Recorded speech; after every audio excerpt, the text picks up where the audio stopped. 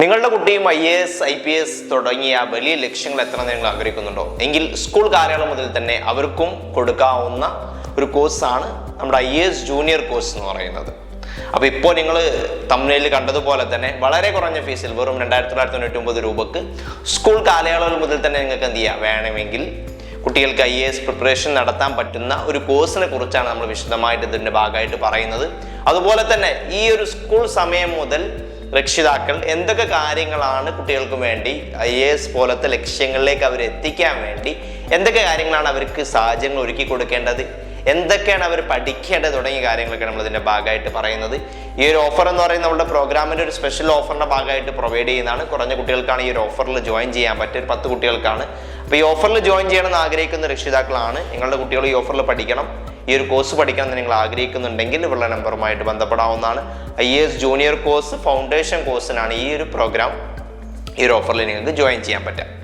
അപ്പോൾ സ്കൂൾ കാലയളവ് മുമ്പത്തെ പോലെയൊന്നുമല്ല. ഇപ്പം എന്ന് പറയുന്നത് ഹൈലി കോമ്പറ്റീറ്റീവ് ആയതുകൊണ്ട് തന്നെ പല ആളുകളും വളരെ ചെറിയ പ്രായത്തിൽ തന്നെ എന്ത് ചെയ്യുന്നുണ്ട്, കുട്ടികൾ ഇത്തരത്തിലുള്ള എക്സാമിന് വേണ്ടി ഇപ്പോൾ IAS ആയാലും IPS ആയാലും മറ്റുള്ള എഞ്ചിനീയറിംഗ്, മെഡിക്കൽ പോലത്തെ മേഖലയ്ക്ക് വേണ്ടിയൊക്കെ ചെറിയ കാലയളവ് മുതൽ തന്നെ അതിനു വേണ്ടി അവർ തയ്യാറെടുത്ത് വരുന്നുണ്ട്. അറ്റ്ലീസ്റ്റ് മാനസികമായിട്ടെങ്കിലും അവർ തയ്യാറെടുത്ത് വരുന്ന രീതിയിലാണ് നമുക്ക് കാണാൻ പറ്റുക. അപ്പം അത്തരത്തിൽ കുട്ടികളെ മുന്നോട്ട് കൊണ്ടുവരാൻ വേണ്ടി നിങ്ങളെ സഹായിക്കുന്ന കോഴ്സാണ് IAS ജൂനിയർ കോഴ്സ് എന്ന് പറയുന്നത്.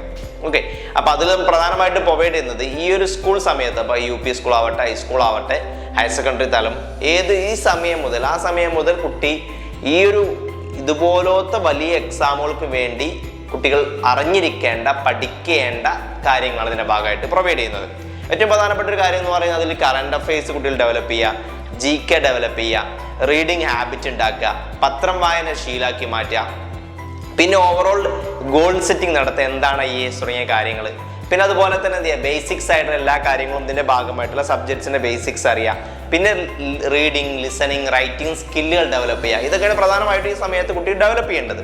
അപ്പോൾ ഇതൊക്കെയാണ് നമ്മൾ ഇതിൻ്റെ ഭാഗമായിട്ട് ഈ കോഴ്സിൻ്റെ ഭാഗമായിട്ടും പ്രൊവൈഡ് ചെയ്യുന്നത്. ഓക്കെ, അതിൻ്റെ ഭാഗമായിട്ട് പത്രം വായന കുട്ടികളിൽ ശീലമാക്കി മാറ്റും. ഇപ്പം നമുക്ക് പല രക്ഷിതാക്കളും പറയുന്ന ഒരു പരാതിയാണ്, നമ്മുടെ കോഴ്സിലൊക്കെ വരുമ്പോൾ കുട്ടി പത്രം വായിക്കുന്നില്ല, വീട്ടിലൊക്കെ പത്രം ഇടുന്നുണ്ട്.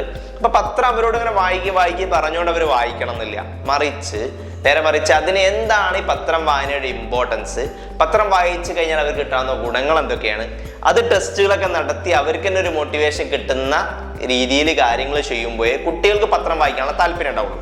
അപ്പം നമ്മളെ കോഴ്സിന്റെ ഭാഗമായിട്ട് ചെയ്യുന്നതാണ് പത്രം വായന താല്പര്യം ഉണ്ടാക്കിയെടുക്കുക ഒന്നാമതായിട്ട്. എന്നിട്ട് പത്രം വായിക്കുന്നവർക്ക് ഒരു ടാസ്ക് ആയിട്ട് കൊടുക്കുകയും അത് റെഗുലറായിട്ട് മോണിറ്ററിങ് ചെയ്തു പോകുന്ന രീതിയിലാണ് പത്രം വായന പോവുക.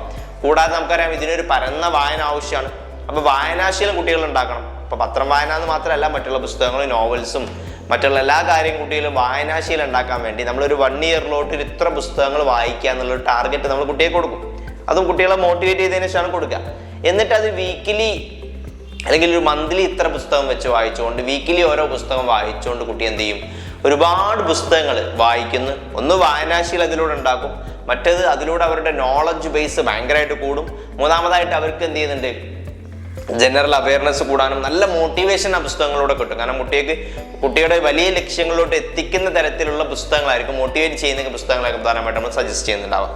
അത്തരത്തിൽ പുസ്തകങ്ങൾ വായിപ്പിച്ചുകൊണ്ട് വലിയ ലക്ഷ്യങ്ങളെ അവർക്കും നേടാൻ പറ്റുമെന്നുള്ള തോന്നൽ അവരിൽ ഉണ്ടാക്കിയെടുക്കുന്ന രീതിയിലുള്ള മോട്ടിവേഷൻ നൽകുന്ന പുസ്തകങ്ങൾ എന്ത് ചെയ്യും, അവരെ കൊണ്ട് ഘട്ടം ഘട്ടമായിട്ട് വായിപ്പിക്കുന്ന വായനാശീലം ഉണ്ടാക്കുന്ന കാര്യങ്ങൾ ഇതിൻ്റെ ഭാഗമായിട്ട് പ്രൊവൈഡ് ചെയ്യുന്നുണ്ട്.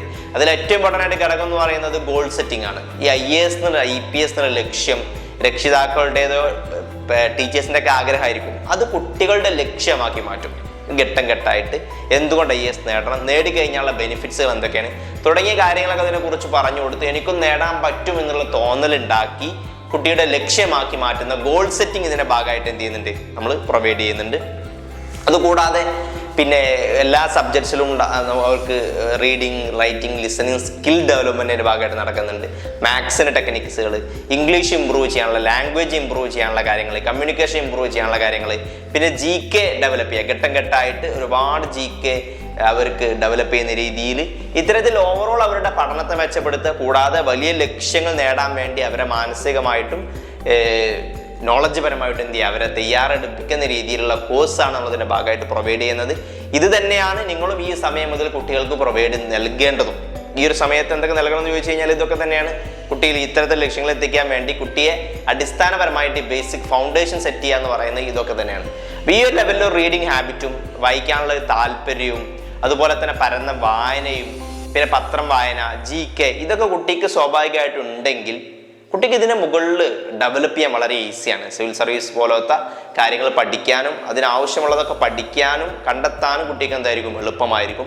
അപ്പോൾ അത്തരത്തിൽ നിങ്ങളുടെ കുട്ടികൾക്കും IAS പോലത്തെ വലിയ ലക്ഷ്യങ്ങൾ എത്തണം എന്ന് നിങ്ങൾ ആഗ്രഹിക്കുന്നുണ്ടെങ്കിൽ വളരെ കുറഞ്ഞ ഫീസിൽ ഉള്ള ഈ കോഴ്സ് നിങ്ങൾക്ക് ഉപയോഗപ്പെടുത്താവുന്നതാണ്. ഇതുമായി ബന്ധപ്പെട്ട എന്തെങ്കിലും ഡൗട്ട്സോ കാര്യങ്ങളോ ഉണ്ടെങ്കിലൊക്കെ ഉള്ള നമ്പറുമായിട്ട് ബന്ധപ്പെടാം. നിങ്ങളുടെ അഭിപ്രായങ്ങളോ നിർദ്ദേശങ്ങളൊക്കെ എന്ത് ചെയ്യുക, കമൻ്റ് ആയിട്ടോ അല്ലെങ്കിൽ ഇവളുടെ നമ്പറുമായിട്ട് ബന്ധപ്പെടുത്തി അറിയിക്കാവുന്നതാണ്. അപ്പോൾ മറ്റൊരു വീഡിയോ കൂടെ കാണാം. അതുവരേക്കും ബൈ.